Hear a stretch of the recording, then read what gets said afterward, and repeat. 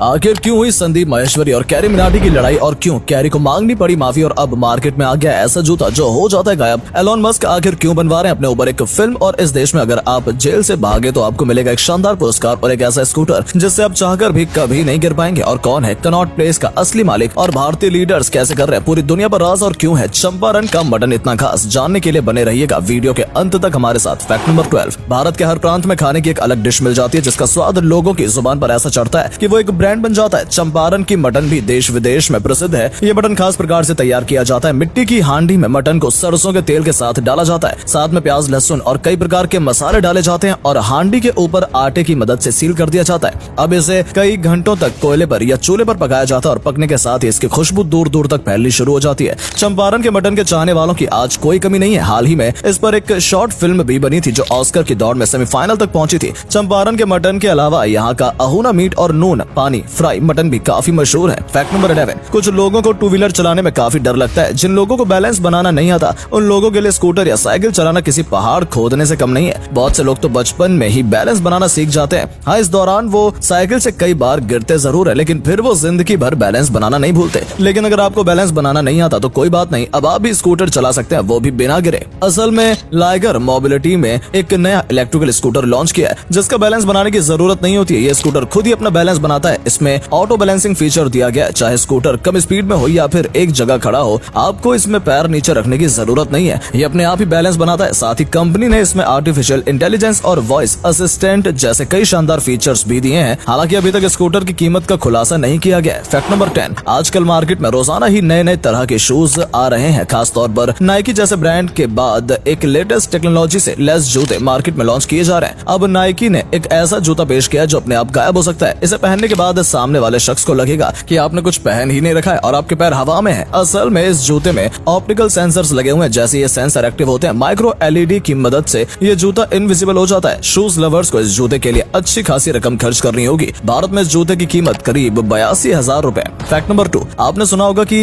Eskimo बर्फ से बने घरों में रहते हैं जिन्हें इग्लू कहते हैं, लेकिन ठंडी जगहों पर बर्फ से बने इन घरों में आखिर ठंड क्यों नहीं लगती? आप सभी ने ये बात वैसे तो स्कूल में पढ़ी ही होगी कि बर्फ हीट की बैट कंडक्टर होती है। इसमें से गर्मी आसानी से पार नहीं होती। बर्फीली जगहों पर इग्लू के अंदर गर्माहट महसूस होती है। ऐसी जगहों पर बर्फ ठीक कंबल की तरह काम करती है। ये आपकी बॉडी की हीट रेडिएशन को बाहर नहीं जाने देती जिस कारण आपको इग्लू में ठंड नहीं लगती। सैकड़ों साल पहले लोगों ने इग्लू में रहने की शुरुआत की थी। आज यूरोप के कई देशों में इग्लू की तर्ज पर शानदार होटल भी बने हुए हैं जहां बड़ी संख्या में सैलानी घूमने के लिए आते हैं। फैक्ट नंबर 8, कई लोग सोते समय ऐसे भयंकर खर्राटे लेते हैं कि वो तो चैन की नींद सो रहे होते हैं लेकिन घर के बाकी लोगों की नींद खराब हो जाती है। कई लोगों को लगता है कि खर्राटे लेने वाला व्यक्ति गहरी नींद में सो रहा है और उन्हीं लोगों को खर्राटे आते हैं जो अच्छी नींद देते हैं, लेकिन ऐसा कुछ नहीं है। खर्राटे लेने वाले व्यक्ति को कभी पता ही नहीं होता कि वो खर्राटे ले रहा है। खर्राटे असल में सांस लेने के दौरान आ रही बाधाओं के कारण आते हैं। कई बार गले और जीभ की मांसपेशियां शिथिल हो जाती हैं या फिर गले में मौजूद यूवुला और सॉल्फ प्लेलेट मोटे हो जाते हैं जिस कारण हवा आसानी से पास नहीं हो पाती और वाइब्रेशन पैदा होती है। अधिक मोटापा, अनिद्रा, शराब या सिगरेट का अधिक सेवन और तनाव के कारण भी खर्राटे आने की समस्या बढ़ जाती है। फैक्ट नंबर 7, अब दुनिया के सबसे अमीर शख्स के ऊपर फिल्म बनने जा रही है। आप समझ गए होंगे कि हम बात कर रहे हैं एलोन मस्क की।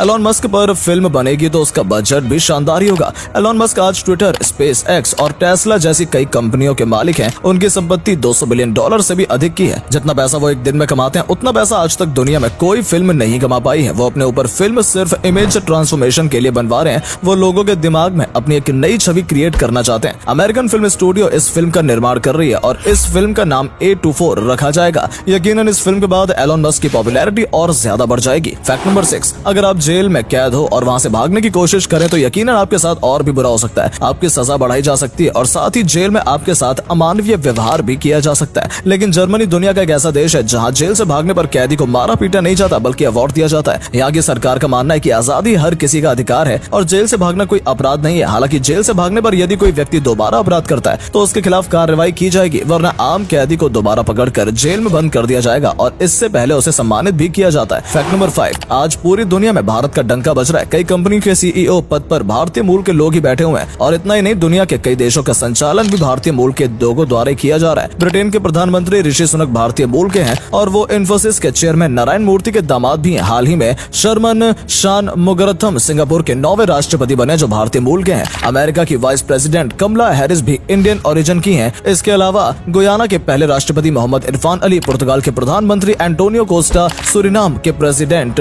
चंद्रिका प्रसाद संतोखी मॉरिशस के पीएम, परविंद जुगौंत और मॉरिशस के राष्ट्रपति पृथ्वीराज सिंह रुपुन भी मूल रूप से भारत से ही ताल्लुक रखते हैं। फैक्ट नंबर 4, कई लोगों के पास इतना पैसा होता है कि उन्हें समझ में नहीं आता कि उन्हें खर्च कहाँ किया जाए, फिर वो ऐसी जगह अपना पैसा खर्च करते हैं जिसे देख पूरी दुनिया हैरान रह जाती है। कई लोगों को पसंदीदा मोबाइल नंबर लेने का शौक होता है, लेकिन वीआईपी नंबर आसानी से नहीं मिलता। कुछ लोग इसके लिए 40-50 हजार रुपए तक की रकम देने के लिए तैयार हो जाते हैं, लेकिन लुधियाना के रहने वाले अमित ने इस मामले में सारी हदें पार कर दी थी। उन्होंने साल 2007 में भारत का सबसे महंगा मोबाइल नंबर खरीदा था। ये नंबर था 97000000। इसके लिए अमित ने 15.5 लाख रुपए की बोली लगाई थी। इतनी कीमत में एक शानदार कार आ जाएगी, ऐसे में एक नंबर के लिए इतनी बड़ी रकम देना वाकई में हैरानी वाली बात है, और वो भी आज से करीब 16 साल पहले। फैक्ट नंबर 3, भारतीय मीडिया की एक कमी है कि वो देश के असली हीरो को नजरअंदाज करती है। पिछले दिनों वर्ल्ड कप का फाइनल मैच भारत और ऑस्ट्रेलिया के बीच खेला गया। मैच देखने के लिए कई बड़े सेलिब्रिटीज और स्टार्स आए, कई क्रिकेटर्स की पत्नी भी मैदान पर पहुंची। इतना ही नहीं, अमित शाह और नरेंद्र मोदी भी मैच देखने स्टेडियम पहुंचे थे।